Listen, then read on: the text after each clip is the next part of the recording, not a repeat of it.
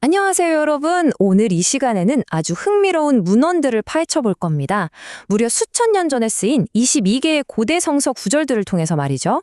깊은 절망의 늪에서 완전한 평안으로 나아가는 일종의 단계별 회복 가이드를 분석해 볼 건데요. 이 오래된 텍스트들이 도대체 어떻게 인간의 부서진 내면을 다시 일으켜 세우는지 그 해부학적 구조를 저와 함께 낱낱이 파헤쳐 보시죠. 자, 고린도 후서에 나오는 정말 기가 막힌 역설 하나로 오늘 분석을 시작해볼까 합니다. 텍스트는 우리한테 약함 속에서 기뻐하라고 말하거든요. 아니, 상식적으로 좀 이상하잖아요. 어떻게 고난 속에서 기뻐할 수가 있죠? 이 질문을 시작으로 이 역사적인 문헌들이 우리가 흔히 아는 고난에 대한 현대적인 상식을 어떻게 완전히 뒤집어 엎는지 한번 살펴보겠습니다. 그 첫 번째 단계는 바로 두려움과 슬픔의 맞서기입니다. 모든 회복의 진짜 출발점이죠.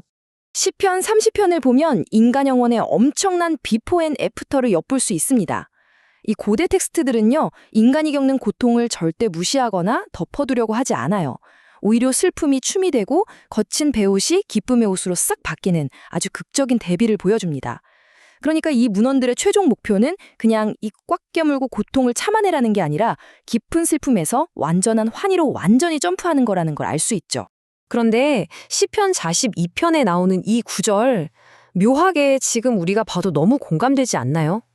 저자가 말 그대로 자기 자신의 불안한테 직접 말을 걸고 있어요. 내 영혼아, 네가 어찌하여 낙심하며 불안해하느냐 하면서요. 마음이 무너져 내리는 그 막막한 감정이 수천 년 전 사람이나 지금 우리나 똑같이 겪는 지극히 당연한 출발점이라는 걸 텍스트 자체가 온전히 인정해주고 있는 거죠. 이거 참 위로가 되지 않습니까? 시편 94편의 묘사처럼 우리가 살다 보면 발이 훅 미끄러지고 내면의 불안이 눈덩이처럼 커질 때가 있잖아요. 세상에 날 집어삼킬 것 같이 너무 거대하게 느껴질 때 말이죠. 그럼 이런 근본적인 의문이 듭니다. 도대체 인간이 가진 진짜 회복 탄력성, 그 용기는 어디서 툭 튀어나오는 걸까요? 바로 이 대목에서 텍스트가 제시하는 아주 명쾌한 해답이 등장합니다. 여호수아 1장에 나오는 네가 어디로 가든지 네 하나님 여호와가 너와 함께 하느니라는 구절입니다. 우리가 미지의 세계로 한 걸음 내디딜 때 나보다 훨씬 크고 절대적인 존재가 항상 동행하겠다는 약속. 사실상 이 신적인 약속이 바로 회복의 마스터키라고 볼 수 있죠. 이어서 두 번째 단계, 바로 동행의 약속입니다. 외부에서 강력하게 주어지는 확신에 대한 이야기죠. 여기서 진짜 중요한 포인트 하나 짚고 갈게요. 이 텍스트들이 말하는 용기는요, 그냥 내 안에서 할 수 있다 하고 억지로 쥐어 짜내는 게 아니라는 겁니다. 신명기의 구절들을 한번 쭉 볼까요? 먼저 가시고 함께 하시고 떠나지 않고 절대 버리지 않겠다고 아주 명시적으로 못을 받고 있어요. 인생의 엄청난 위기 한가운데로 걸어 들어갈 때조차 여러분은 단 1초도 혼자인 적이 없다는 걸 강력하게 반복해서 강조하는 겁니다. 이 개념은 시편 23편의 그 유명한 사망의 음침한 골짜기라는 구절에서 정점 찍습니다. 제가 이 구절을 정말 흥미롭게 생각하는 이유는요, 어둠을 완전히 피해가야만 안전해진다고 말하지 않기 때문이에요.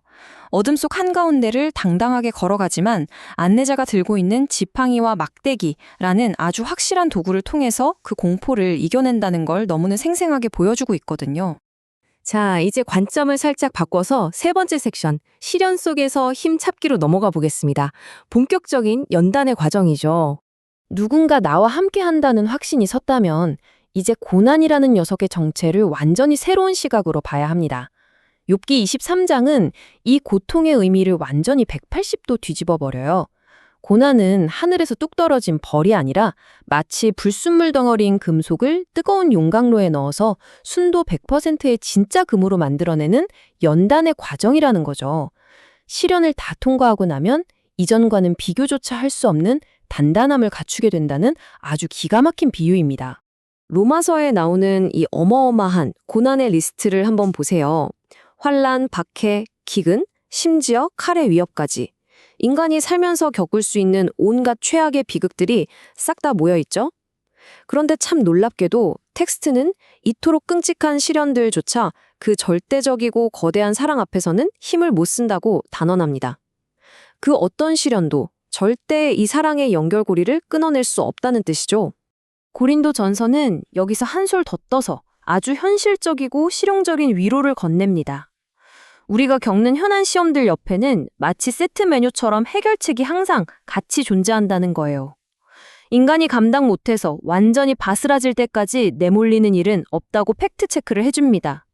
정 감당하기 힘들 때쯤엔 반드시 피할 길, 즉 출구 전략이 제공되어서 결국엔 우리가 다 이겨낼 수 있게 설계되어 있다는 거죠. 이게 바로 우리가 처음에 던졌던 그 역설적인 질문에 대한 완벽한 대답입니다. 내 능력이 약한 데서 온전하여진다. 이 구절 기억하시죠? 내 안에 있는 취약점, 내가 진짜 약하다는 사실을 쿨하게 인정하는 것. 바로 그게 진짜 강하고 온전한 힘을 얻기 위한 가장 필수적인 전제 조건이라고 텍스트는 강력하게 주장하고 있는 겁니다. 제가 개인적으로 정말 좋아하는 이사야서의 묘사가 있는데요. 연단의 용광로를 거쳐 나온 결과가 얼마나 다이내믹한지 아주 생생하게 보여줍니다. 여러분은 그냥 시련을 겪고 아휴 겨우 살았다 하고 끝나는 게 아니에요. 독수리가 날개를 활짝 펴고 하늘로 솟아오르는 것처럼 아무리 달려도 지치지 않는 완전히 업그레이드된 새로운 힘을 장착하게 된다는 뜻입니다. 멋지지 않나요? 자, 어느덧 마지막 4번째 섹션입니다. 평안으로 가는 길. 이 모든 과정이 향하는 최종 목적지죠.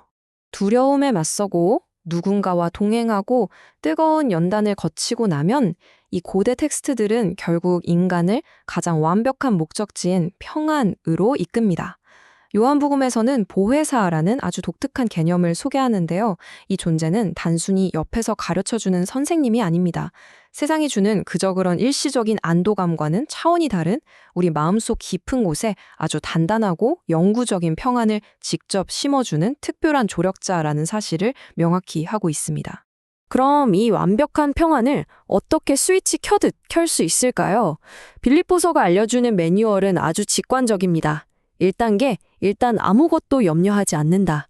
2단계, 그 걱정거리를 감사함이 담긴 간구로 바꾼다. 매일 머리를 터지게 만드는 수많은 걱정들을 이렇게 체계적으로 감사로 대체하다 보면 비로소 우리의 마음과 생각을 꽉 지켜주는 평안이 찾아온다는 기가 막힌 논리적 스텝을 보여주는 거죠. 요한복음의 서술은 또 어찌나 현실점인지 모릅니다. 세상 살면서 고난을 피할 수 있을까요? 아니요. 세상에서는 당연히 환난을 당한다고 딱 잘라 말합니다.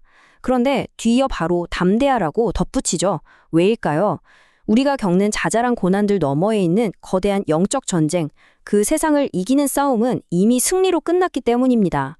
그래서 당당하게 담대할 수 있는 거죠.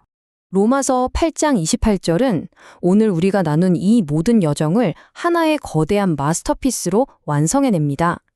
여러분이 몰래 흘렸던 눈물, 뼈저리게 아팠던 시련, 불안에 떨었던 그 모든 조각들이 전부 다 유기적으로 착착 결합되어서 결국엔 선이라는 가장 아름답고 긍정적인 최종 결과물을 만들어낸다는 엄청난 선언입니다.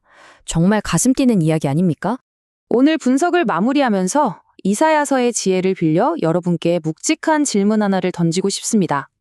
삶의 무게에 짓눌려 사망의 음침한 골짜기 한복판을 걷게 될 때라도 여러분은 기쁨으로 구원의 우물에서 물을 길어 올리시겠습니까? 결국 선택은 우리의 몫입니다.